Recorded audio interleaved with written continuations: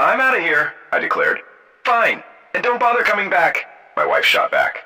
Normally I'd toss out a go to hell as I stormed out. But today I aimed for more civilized parting words. We've slung similar barbs over our 14 years hitched, but this time I won't be circling back. In a few days she'll grasp what I meant this round. Over the past half year or so, Jenna, my wife, turned into a verbal wrecking ball. I couldn't figure it. Her jabs, to put it mildly, stung. I started dodging her to keep things from boiling over. Each day I'd stall longer in the car. Sometimes I'd slip back home after Jenna and Carrie, our 13-year-old, finished supper. I had to take care of me. Sometimes there'd be leftovers. Lately, though, it seems they've vanished before I return. I go by Kurt Kaminsky. Technically, it's David Kurt Kaminsky, but my old man's also a David, so they dubbed me Kurt from the start to sidestep confusion. Nope, not a junior. Dad's David John Kaminsky. Why he skipped the junior bit I can't fathom. I'd happily answer to junior or even DJ. But nope, just Kurt or Nada. Yep. I'm Polish. Well, sorta an American with Polish roots. Heard all the jokes? Well, most of them. They keep churning out new ones each year. As the lone Pole I know, apart from Dad, in this 10,000 strong town, I've become the punchline. Technically, I'm half Polish. The other half from Mom's side is German, French, Irish, and English. But since I'm a Kaminsky, I'm Pole. My soon-to-be ex-wife ain't who I thought. I only caught wind of this 4 weeks back. As I said, I was keeping clear of her due to the misuse. After a few dinners, MIA, one Monday evening, I hit a diner. In a booth, ready to order, I overheard two guys chatting in the next booth. Caught a phrase with Pole and tuned in. So, how long you been with the Paulus missus? Since they tied the knot? Heck, I even betted her on their wedding day and he's clueless. The first voice, unknown, but the second, I knew. My best bud, George Carey. I froze. They kept yakking, but I heard zilch until George spilled, "Yeah, we rendezvous at least twice a month. Kurt's so clueless in the lot, he's none the wiser. Dumb luck." Just then, the waitress came to take my order. Quietly, I murmured, "Sorry, got a jet." I bolted, making sure they didn't catch sight of me. I couldn't wrap my head around it. Jenna, my wife with my closest buddy, the guy who stood by me at the altar. He's also my go-to mechanic, and that's not changing anytime soon. Well, not officially my mechanic, more like an exclusive contractor I rely on solely to fix and inspect all my cars. In case you're wondering, I run a used car dealership. Yeah, I'm a used car salesman. Heard all the jokes and jabs. But business is booming. People trust they're getting top-notch cars at fair prices, and if any issues crop up, I handle them. George has always been a top-notch mechanic, and I keep him busy and compensated well. I wanted to bring him on as staff, but he cracked a joke about not respecting himself if he worked for a Pole. Said it in jest, but I sensed he meant it. Still, I took him on as an independent contractor, though he wasn't all that independent. Truth is, I was his sole source of income, and that fact will be his undoing. Leaving the diner, I cruised the streets, doubting what I'd heard. Was it true or just his boasting? They might have hired a PI, but if what he said was legit, their meetups were sparse. Might end up a waste of cash. But I decided to snoop through her phone and email. Back home, Jenna was her usual self. Fine by me. I needed the truth before talking to her. Once she dozed off, I checked her email. Clean. Her phone was locked, but it didn't take me long to crack it. Our daughter's birth date. Found a few sketchy messages, but nothing from George. His name in her contacts wasn't odd, considering he was my pal. Maybe he was just talking trash, I thought. Yet her recent behavior hinted something's amiss. Perhaps not with George, but someone else. I hit the hay, restless. It was past 2:43 a.m. when I finally drifted off. The next day at the dealership, George cracked his usual Polish jokes. I usually let them slide, but today, I snapped. "George, what do you even know about Poland? Bet you couldn't find it on a map if your life depended on it. You joke about Poles being dim, but I'm sure they could locate the U.S., maybe even our state. Get to work." George stared, lost for words. He knew I was onto something. He wasn't the academic type, more street smart, good with engines, not textbooks. I guess that's why we hung out in high school. I'd help him with his studies, ensuring he graduated. Now, I'm reconsidering our friendship. He got me thinking about picking a spouse. I retreated to my office, shut the door, and mulled over how to gather evidence. Confronting them both head-on wouldn't fly. They'd just brush it off. I needed solid proof. I rang up a PI in Santa Fe and laid out my worries. He reckoned monitoring them would cost a pretty penny given their sporadic meetups. "You could slap a tracker on her phone. At least you'll know its whereabouts when you check, or set up cameras at home. But unless they're top-notch, and by that I mean pricey, they'll likely get spotted. Even with fancy gear, if she's alert, she'll probably catch on. If I were you, I'd tag her phone and hope to catch them red-handed. He suggested a tracking program and waived off payment. Consider it a freebie, he said. Everything I told you is online anyway. Still, you came through with valuable advice. Expect a check, I insisted. If you ever swing by Silver City, drop by Kaminsky's lot, he offered. I don't usually venture out that way, but if I do, I'll look you up, I replied. And I sensed he meant it. A big part of my sales success came from making folks feel important. Early on, I learned folks crave validation. I opted for the tracking software, saving cash and hassle on cameras Jenna might spot. That night, when everyone was out cold, I sneaked up and installed the tracking app on her phone, syncing it with mine. It'll run in the background unbeknownst to her. Finally, I slept soundly. Next day at work, I kept tabs on the app. Jenna worked part-time at the uni bookstore, 15 to 20 hours a week. She called her earnings mad money and splurged at the salon. She hit the grocery store and later was back home. George was home most of the day, but whenever Jenna was in, he was out working. So at least for that day, I figured nothing had gone down. That evening, I tried being more civil to my wife and daughter, suggesting dinner out. My wife seemed somewhat responsive. Our daughter, typical teen, hesitated, but I insisted. Dinner went smoothly. I casually brought up George, and Jenna shifted uncomfortably, swiftly changing the subject, fueling my suspicions. I want to find out if George's words hold water. I've got to get to the bottom of this somehow. That night, I refrained from checking her phone. My attempts to peek at her calls or texts came up empty. Either she swiftly deleted them or didn't make any at all. Climbing into bed, I thanked Jenna. Thanks for joining us for dinner. Thank you, Kurt. It was a nice surprise, she replied, meeting my gaze. You might be in luck tonight. It's been a while. And like I mentioned, we haven't been getting along lately. After her usual nightly routine in the bathroom, Jenna nestled beside me. I felt conflicted about the possibility of closeness with her.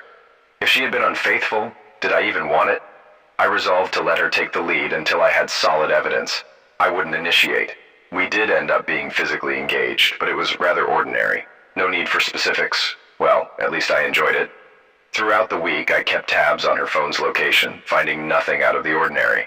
On Saturday night, while she slept, I checked her phone for any messages or calls, yet again finding nothing. I was close to convincing myself that George was just blowing smoke, trying to impress someone with his tales of conquests. This wasn't the first time I'd known him to do so since our school days. I tossed and turned in bed once more, my subconscious refusing to let me sleep. At 2 a.m., I lay there, staring at the ceiling, unable to drift off. I decided to go downstairs for a drink, hoping it might help me relax. Sitting with a glass of Jack Daniels and Coke in one hand and her phone in the other, I decided to check it once more. Entering the password, our daughter's birth date, I opened her phone to the homepage. Suddenly, it hit me like a bolt of lightning. Our daughter's birth date was the key. Jenna's pregnancy had been challenging. We had feared losing her several times due to complications. There was an issue with her Rh factor not matching Jenna's, causing her body to reject the baby. Jenna spent the last 3 weeks of the pregnancy on bed rest to ensure the baby's safe delivery. And indeed, Carrie was born exactly 9 months after our wedding. We were overjoyed at her health, but she proved to be a demanding child. She cried incessantly, had trouble sleeping, and struggled with nursing. It was tough going. In Carrie's second year, Jenna firmly declared we weren't having another child. It saddened me, but truthfully, the baby had drained much of the joy from our lives. I mentioned that she was born 9 months after our wedding. They call such children wedding night babies, because they're conceived on that night or during the honeymoon. A light bulb went off in my head. If George's claims were true, then there was a strong chance Jenna was already pregnant. Before our wedding night, Jenna was on the pill. No, we didn't wait until marriage to be physically engaged. It was a significant part of our relationship. The doctor speculated that the stress of the wedding might have interfered with her hormones, rendering the pills ineffective. Well, if the pills failed that night, they likely failed that day too. Now I know what to do. There's a 50 chance I'm not the father.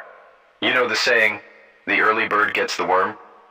Well, George might have been an early bird, but in his case, it seems the early worm gets the birdie. I got off the couch and headed to the bathroom where I found some cotton swabs. Carrie was fast asleep in her room. She finally settled into a good sleep routine at 4 years old. Before that, it was a struggle. She lay there snoring with her mouth open. It was simple to gently swab the inside of her cheek with a Q-tip. She didn't even stir. After sealing it in a plastic bag, I repeated the process for myself. Even if Carrie turned out to be my biological daughter, it still left questions about Jenna's faithfulness if she wasn't. But I pushed those thoughts aside for later consideration. Sunday was for chores, and we each had our tasks. I took my time, avoiding Jenna and Carrie to keep my emotions in check. I was anxious to confirm my suspicions, but plagued by doubt all day. "Something on your mind, Kurt?" Jenna inquired.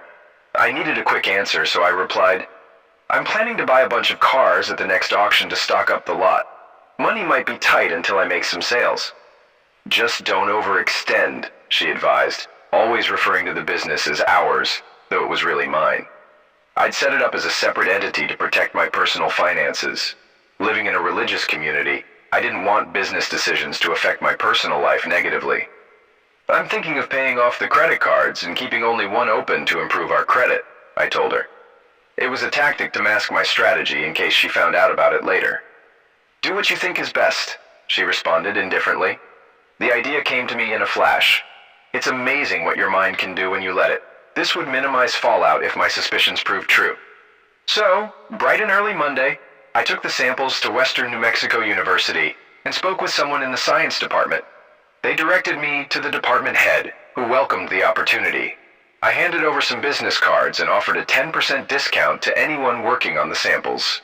He seemed appreciative. "I've been eyeing a new car to replace my Camry. I might swing by and check out your selection. If nothing catches my eye, I'll work with you to find something," I mentioned. "Thank you, I'll keep that in mind," he replied. As I left the university, I knew I wore a smile, but it was tinged with worry. The test results could spell the end of my marriage.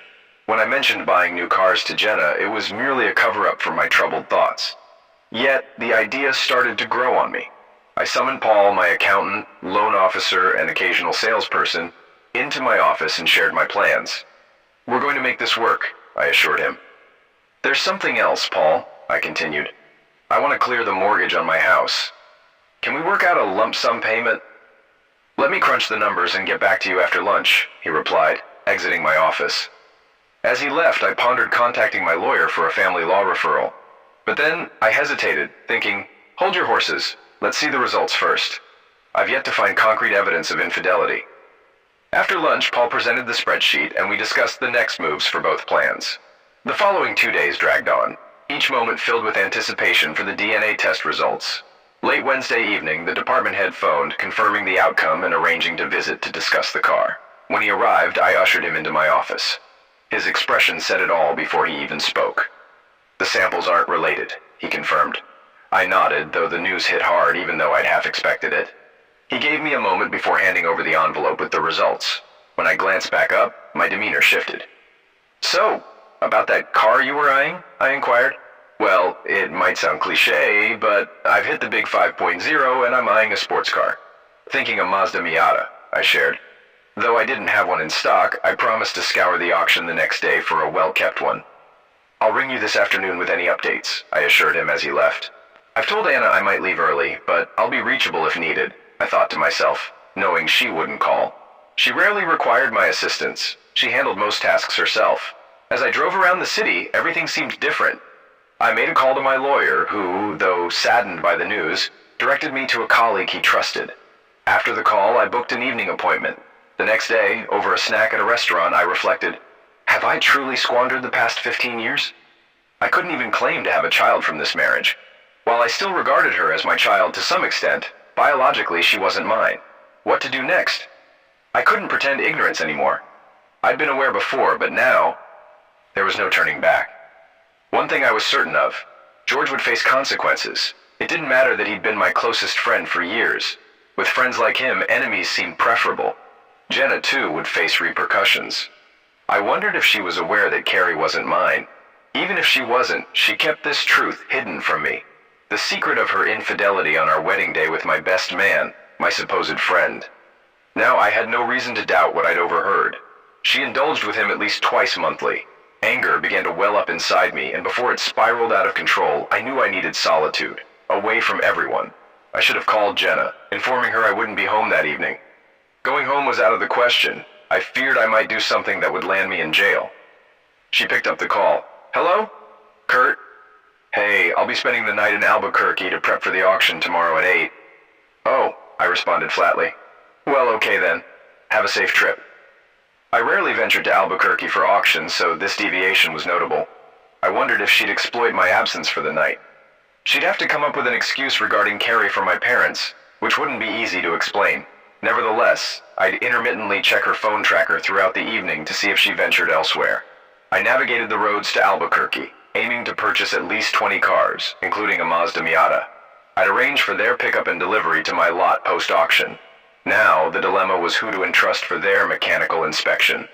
I knew George wouldn't get any further business from me once his current routine inspections and repairs were done. Upon hearing I'd acquired 24 cars, he'd likely envision dollar signs and inflate his charges. But that wasn't going to happen. I'd keep it under wraps until the last minute. I needed to consult with a local auction dealer to identify someone skilled and dependable to inspect them before shipping to our small town. Arriving in Albuquerque around 9 a.m., I checked into a Best Western hotel. Despite being the owner, I couldn't justify splurging on an expensive hotel using company funds. The room was comfortable, as was the bed. Just what I needed. I'm a simple person with simple needs. Upon entering the room, I immediately checked Jenna's phone tracker, discovering she was still at home, or at least her phone was. Sleep proved elusive that night. I couldn't shake off thoughts about her actions and motivations. How could she justify her affair, especially on our wedding day, and continue it for who knows how long? I started to reassess our marriage. It was never perfect, but I believed in our exclusive love. Now I realized it was a mistake from the very beginning. In the initial years following the wedding, things weren't smooth sailing. Naturally, we didn't anticipate a baby right away. Our original plan was to wait 3 to 4 years before starting a family. We had agreed on having 3 children before tying the knot. However, Carrie's arrival disrupted these plans. Learning that my best friend was the cause of this disruption made all the struggles seem futile. 14 years of effort seemed wasted, despite the good times we'd had being overshadowed by this revelation. If Jenna hadn't been involved with George, perhaps she would have conceived with me. Maybe her pregnancy wouldn't have been as difficult, and we wouldn't have had such a challenging child, leading her to not desire more children. George shattered my life when he seduced my future wife on our wedding day. Now he entertains her at least twice a month, all the while likely mocking me, the oblivious Pole. He must face consequences, I thought as I lay down, attempting to calm myself and drift off to sleep. Anger simmered within me once more. I needed to regain composure or risk a sleepless night. I turned on the TV to watch a mindless comedy show. Laughter helped soothe my nerves, and by 11 I was ready to doze off, looking ahead to a busy day. The auction went smoothly. I snagged some excellent cars at favorable prices and networked with dealers in the Albuquerque area. Spotting no Miatas at the auction, I inquired with other dealers. 2 of them had one each, one red and the other black. I negotiated potential deals, pending confirmation of my client's preferred color. Naturally, both dealers agreed, assuring me they'd handle the transaction once I provided details of the cars on my lot. I should have frequented this auction more often. Interacting with fellow businessmen in the same industry inspired me to expand my operations and provided a welcome distraction from my personal troubles. Later in the afternoon, during my meeting with the lawyer, the news wasn't encouraging.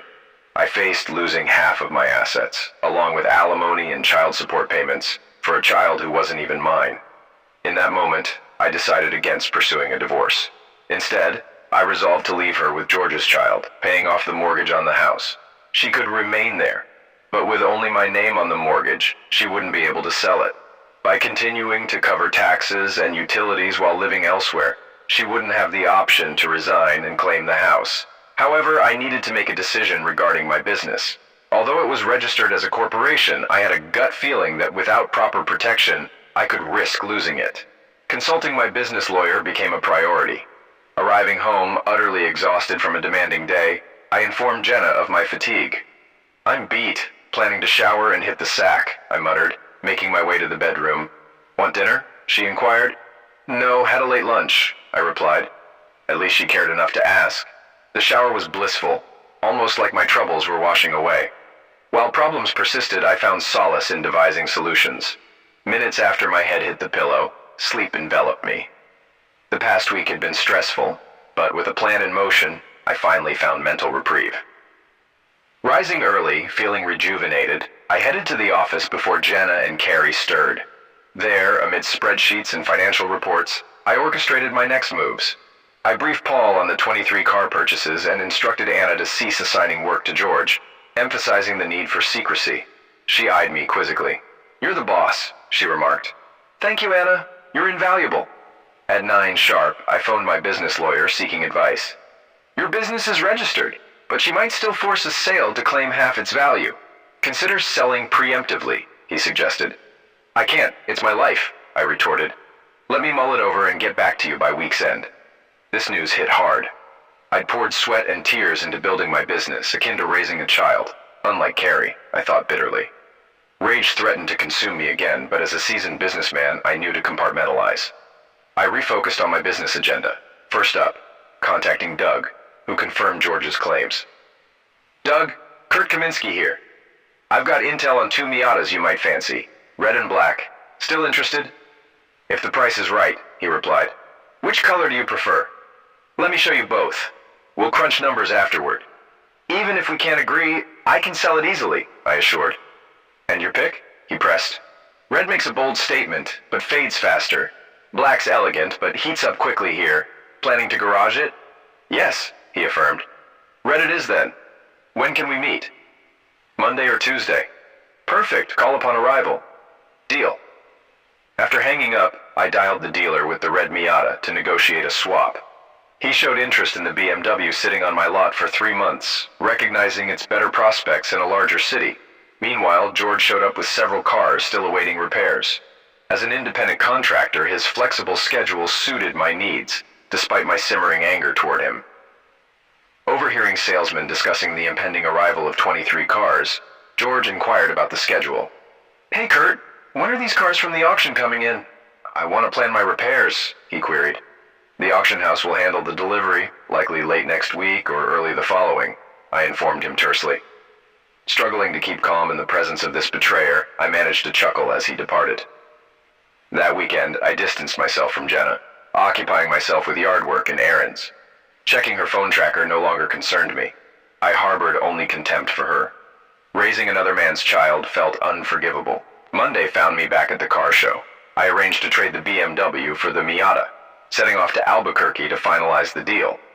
"We'll grab lunch upon your arrival," the dealer suggested. Informing Anna of my day-long absence, I instructed her to hold the fort. "Got it, boss," she affirmed, her reliability shining through. A raise was in order. The journey and lunch were pleasant, forging a new camaraderie with the dealer. Driving back in the Miata, wind tousling my hair, I relished the freedom. Deciding to splurge further, I resolved to procure a black car, realizing I didn't need more than a 2-seater. Soon, I pulled into our driveway in a fiery red sports car. Jenna glanced out the window and exchanged words with Carrie, prompting them both to step outside to observe. "Why do you need this car, honey? We need something with a back seat for Carrie," she remarked patronizingly. "Just picked it up from Albuquerque for a client. Thought you might want to take a ride," I responded. "No, honey, I'm not a fan of small cars," Jenna retorted with a hint of disdain. "Carrie," I called, motioning for my daughter to join us. "No, Dad, I'm already teased enough because of my last name. I don't want to be seen with a Polish used car salesman." Her words stung, typical of a teenager's bluntness. I was taken aback. Where did this disrespect come from? Glancing at Jenna, I realized she was treating Carrie's remark as inconsequential. Now, both the women in my house were showing disrespect. Teenagers might not always be close with their parents, but the hurtful manner in which she spoke made me question the authenticity of my family life. "I'm going for another drive. I'll be back soon," I announced, shifting the car into reverse and driving off. Fueled by frustration, I navigated the roads of Silver City until I returned home around 9:30.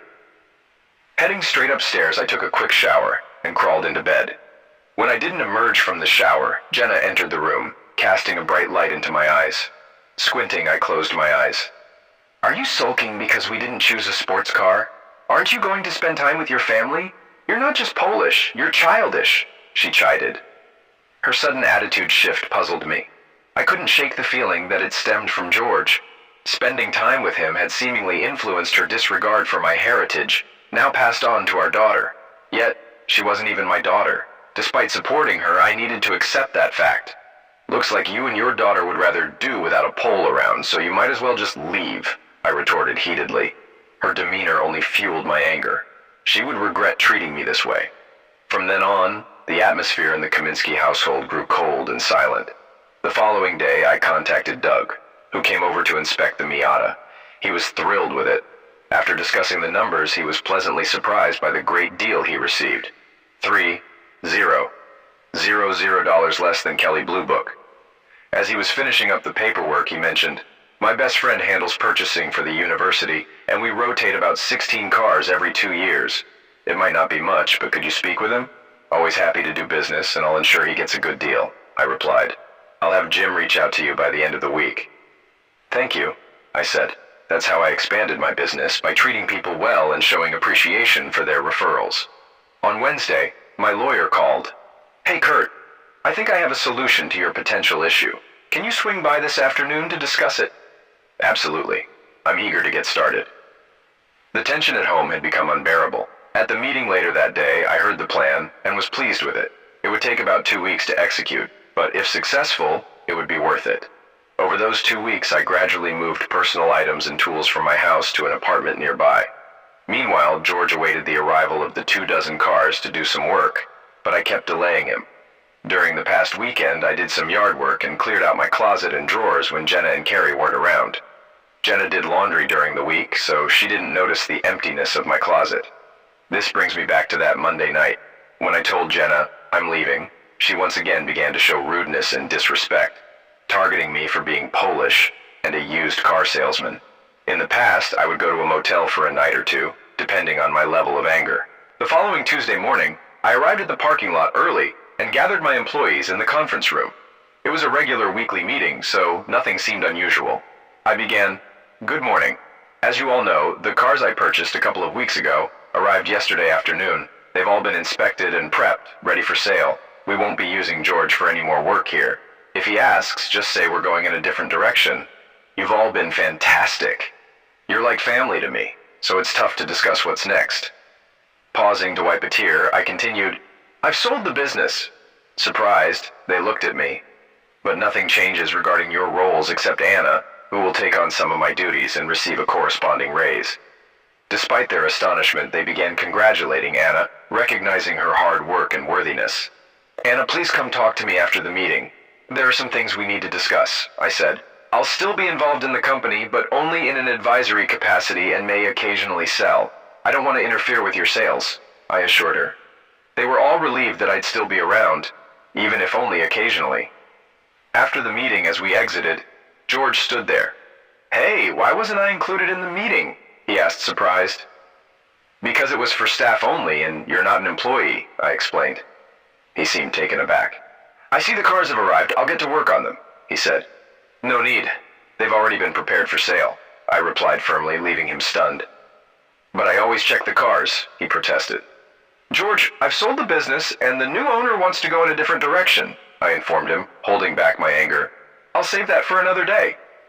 I kept it brief, realizing sometimes less is more.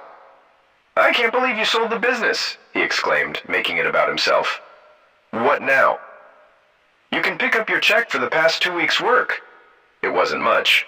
"Anna rarely utilized your services," I stated bluntly. He'd been expecting to work on the cars, but he was out of luck. I felt no sympathy. I just wished I could tell him what I really thought of him. When I spoke with Anna, I asked her to keep our conversation confidential. "Of course, Kurt. I'll never divulge anything you don't want," she assured me. "Here's the plan. I've set up companies registered in Nevada. One buys the parking lot, the other buys the company. I own all the shares in both. Eventually, I'll divorce Jenna and ensure she doesn't get the business." "Why?" she asked. "I've moved out. Jenna doesn't know yet, but I'm not going back. She had an affair with George. In fact, Carrie isn't my daughter. I suspect she's George's. I'm not sure if Jenna knows, let alone George. They'll find out soon. I won't divorce, but I'll keep paying utilities and taxes for our house so she can't claim abandonment and take everything if she files for divorce. I don't want her to take over the business. That's why I agreed to the company being bought twice. Let them figure it out. The proceeds will be spent by the time she gets the divorce done. Plus, I barely make anything from consulting and a few commissions. Anna, you can handle daily operations. I'll be available for questions, but I trust you and your judgment, I explained. Anna smiled at the news of the new owner, but when she heard about Jenna and George, her expression turned deadly serious. This woman was someone I deeply admired and respected. I have one more task for you before I go. I need you to order a new sign and letterhead. We're changing the business name to Helpless Car. This will reinforce the idea to George and Jenna that the business is under new ownership, I explained. I spelled out the name to ensure she got it right. She looked puzzled. I'll explain the name choice someday. For now, just know it tells the whole story, I told her. Though she seemed puzzled, she trusted me enough to follow through. With that, I bid farewell to everyone and headed out. I got into my Audi and drove towards Albuquerque. About 2 hours later, I received a call from Jenna. I hadn't expected her to call so soon. This was a familiar pattern. I'd leave for a day or two, she'd call, we'd talk, and I'd return. Things would change briefly, then revert to how they were before. We'd have another argument, and the cycle would repeat. I decided to answer the call, curious to hear what she would say this time. Hello? I spoke through the car's speakerphone. Kurt, what's going on? She asked, sounding hesitant. Nothing much, just heading to Albuquerque, I replied flatly. Why are you going there? She inquired. To pick up the car, I stated without emotion. So, what I heard must not be true. George must have called you, figuratively speaking. Perhaps he asked your mistress what's going on with her husband, she speculated. I don't know, I responded. What did you hear? She pressed. George called and said you sold the business, she revealed. Why would he call you? I questioned, perplexing her. She corrected herself. He's your best friend. He was curious if I knew. Best friend? What a joke. I was a joke to him, the silly Pole, clueless about what's happening with his own wife behind his back. Apparently my family felt embarrassed that I was a used car salesman, so, yes, I sold the business. Now you won't have to bear that stigma anymore. Shouldn't we have discussed this first? She worried, likely concerned about our livelihood. This is my company. I owned it before we got married, and I can sell it whenever I want. I just hope the new owner treats my former employees well. Did you get a good price for it? She fretted about her standard of living. I didn't care. I just knew I needed a change. I'll start job hunting after I take some time off to relax. What about the mortgage? She panicked. I used the money to pay off the house. You only need to worry about utilities and taxes now. What about food? Gas? Insurance? She almost hysterically asked. Guess I overlooked those. Do you think you could work more hours? I suggested. When are you coming home? This is the moment of truth, she pressed. I won't return, I said casually. Remember what you said when I left that evening? Don't worry. I'll figure out how to cover the bills so the power won't be shut off. You can't do this, Kurt. You need to come back, she pleaded, desperation evident in her voice. No, I really don't want to, I responded impassively. Kurt, please don't do this, she cried. I've already made my decision. What about your daughter? She tried to appeal to my emotions. You mean Carrie, the girl who's ashamed of her last name and the fact that her old man is or was a used car salesman. Kurt, she's just a 13-year-old girl. You can't take this to heart, I retorted. Well, it doesn't matter anymore. I won't be back again, so none of you will be embarrassed of me. With those words, I hung up and powered off the phone, letting her contemplate. I knew she'd try calling me back and grow frustrated when I didn't answer. After calming down from the call, I tried to enjoy the leisurely drive to Albuquerque. I assumed her next move would be to contact her lover for more information and to relay what I'd said. Upon reaching my destination, I switched my phone back on and noticed 5 missed messages. I listened to them. 3 from Jenna, 1 from George, and 1 from Anna. I immediately dialed Anna. Hi, Anna. Sorry, my phone was off. I've been getting unwanted calls, I explained. Yes, I know. Your wife and George called me to find out where you were. I told them you don't own this place anymore, so you won't be coming back. Hope everything is okay, Anna informed me. Great, I replied. They hassle you too much, tell them you'll call the police for phone molestation. I like that, she said. Kurt, you might feel like you don't have family or friends anymore, but trust me, you do. We're your family and always will be. Thank you, Anna. You know just what to say. I hope your husband realizes how lucky he is, I remarked. Trust me, he does. He tells me all the time. Never take that for granted, she assured me. I won't, I promised. After ending the call, I debated whether to call my unfaithful wife or that idiot. Nah, let them stew. Exiting the Audi, I entered the parking lot office where the owner awaited. I have that Audi I mentioned. Interested in discussing a swap? He proposed. Let's see. He admired the car's condition, inside, out, and under the hood. I could sell it in a week. Are you sure about the exchange? Feels like I'm getting the better end. You can return the favor sometime, he suggested. I'm not here to profit, just want a sports car, I replied. 30 minutes later, back on the road, top down, relishing the ride. Now where to? North sounded good, so off to Santa Fe. Over the next 2 weeks I journeyed through northern New Mexico, Arizona, southern Utah, and Colorado. I stayed close in case Anna needed me. I checked in with her a few times, and once things seemed settled, I headed west. Of course, they kept calling. At first, annoyance, then apologies. Finally, hints of resentment. I listened, but shrugged it off. When they reported my canceled credit card, I chuckled. George even called, branding me a villain for leaving Jenna and Carrie. I chuckled some more. My lawyer texted me. Jenna threatened legal action if I didn't return. I returned his call. Hello, Kurt speaking. So my wife made threats to you? Yes, but if you're still paying on the house, don't worry. She'll struggle to prove it, I assured him. I can offer something better, I continued. I have a recording where I declare my departure, and she insists I don't come back. It's gold. Send it my way, he requested. If she causes any trouble, I'll take it to her lawyer, let them sort it out. Thanks, I'll check in next week to see how it's going. I roamed the Southwest. The Miata wasn't the coziest, but it was a blast. Caught glances, even a few flashes from bored middle-aged women. But I wasn't seeking that. After all, I was still hitched no matter what. Drove to Reno, then Lake Tahoe, the coast, Napa Valley, and zigzagged along Highway 1. Yosemite, San Diego, Death Valley to Vegas, then Phoenix. No rush. Chatted with folks in parking lots. Some envied a guy in his 30s who could just hit the road. After approximately 3 months and covering 8,000 miles, I opted to head back to Silver City. Upon arrival at Helpless Auto, I was warmly welcomed by my entire team, including a few new faces. They all expressed joy at my return. Stepping into Anna's office, formerly mine, she looked up. Spotting me, her smile widened even more. Rising from her chair, she walked around her desk and gave me a tight hug. After chatting for a bit, I inquired, "Do you think I can treat everyone to food and drinks at Wrangler's? Can you close the store by 5?" It was already 3. "Absolutely. I'll make sure of it. The whole team will be there." After bidding them farewell and announcing our meeting in 2 hours, I left them in high spirits. Next, I paid a visit to my lawyer. During my travels, he informed me that Jenna had attempted to claim abandonment to seize my assets, but he managed to thwart her efforts. We discussed our next steps. At 5, I joined the team at Wrangler's restaurant. We enjoyed a fantastic dinner, and it was delightful catching up with everyone. As the evening wound down, they began to depart, leaving only Anna and me. She gazed at me and said, "You know, Kurt, you might feel powerless and lost, but you're mistaken. You simply placed trust in those you loved." I met her gaze. "So, you figured it out?" "Yes, it took some time, but your mention of the new name telling the whole story lingered in my mind until I grasped it. You may be Polish, but those jokes never truly define you. They insult your heritage and who you are." "Thank you, Anna. You're the primary reason I returned. I had to witness how you handled my responsibilities. I'm pleased to say you haven't filled my shoes. You forged your own path."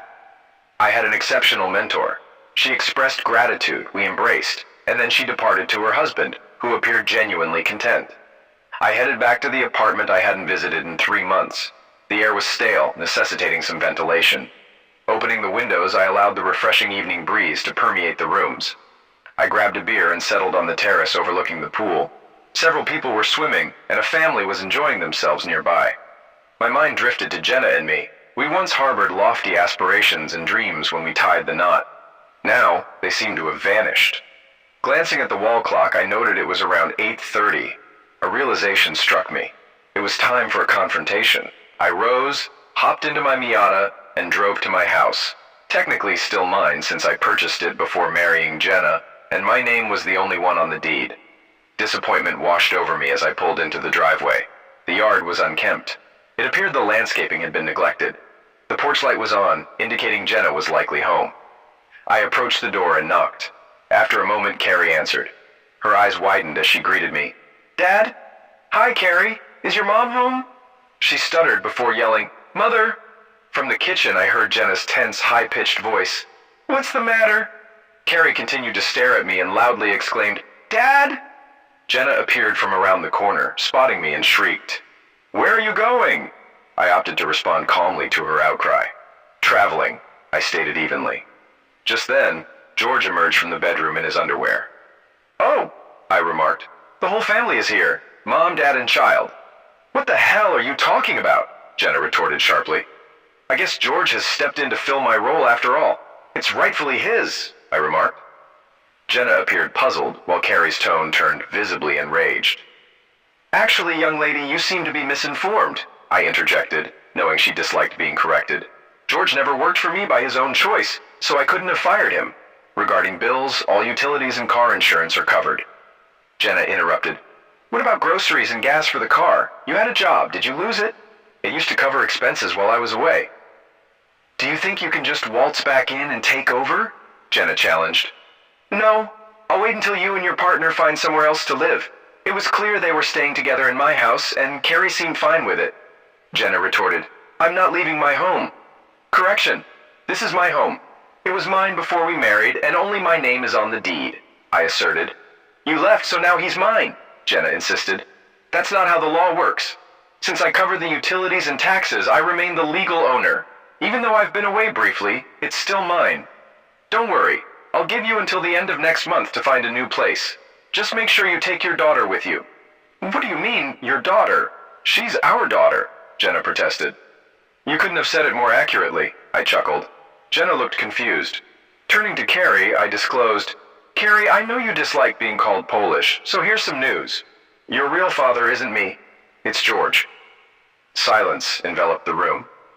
After a moment, Jenna whispered, "What?" "Yes, Jenna.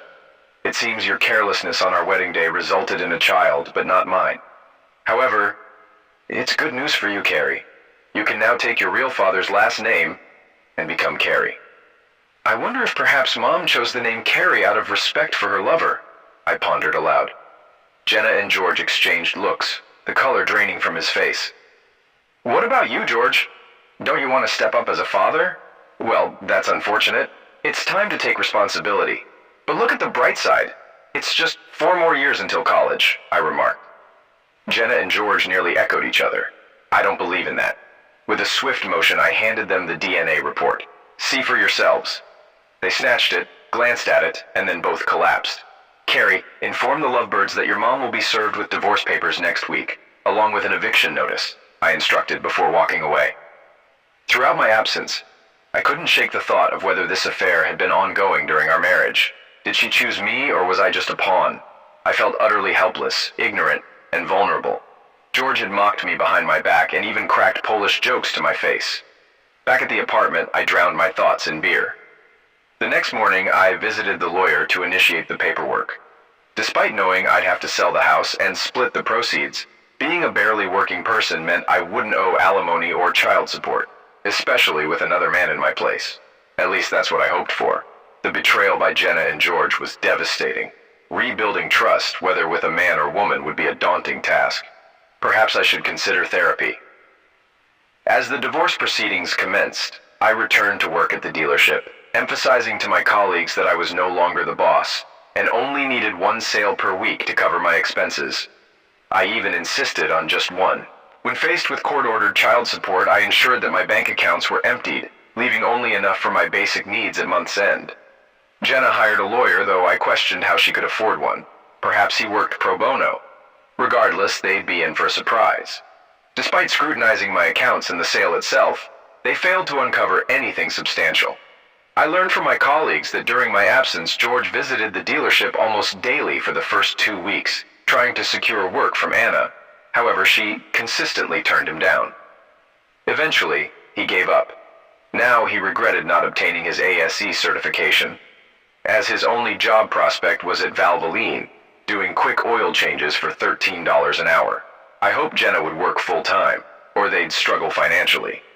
I contacted the realtor and notified Jenna that I was listing the house for sale, anticipating a 50-50 split of our assets. Since she had already received an eviction notice, she needed to vacate before the sale closed.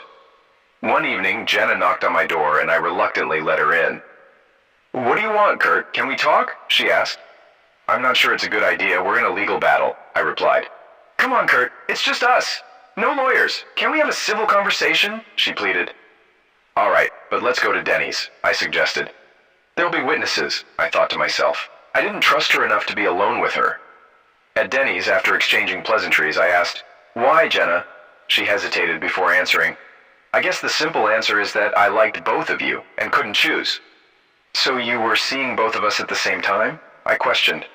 Jenna looked down and admitted, "Yes, but George warned me not to tell you because he knew it would ruin your relationship with him." "Then why did you say yes when I proposed?" I inquired. "Because I loved you." "And George?" she replied. "I loved him too, but I knew he wouldn't make a good husband. So we ended things when you proposed and I focused on us and our wedding plans." "So on our wedding day you were with him?" I probed. Jenna started crying and confessed, "Yes, everything was a mess." "Then what was it?" I pressed further. "I didn't want to lose him and he didn't want to lose me," she admitted. "Well, now you have each other and your child. By the way, she did a great job with the name. I didn't even realize until later. During my travels, I didn't know Carrie wasn't yours," I revealed. Jenna looked at me and said, "Kurt, I still love you." "It's nice to hear, Jenna, but I'm not sure you understand what love truly means," I replied. "I loved you more than anything, and clearly you can't say the same," she retorted. "I loved you, but now I feel nothing but contempt," I stated firmly. Jenna realized our relationship was over. There would never be an us again. Before she left, I had to ask one final question. "Have you ever stopped?" After hesitating, she decided to tell the truth. "We never ceased. We had our quiet times, but we typically met twice a month," she admitted.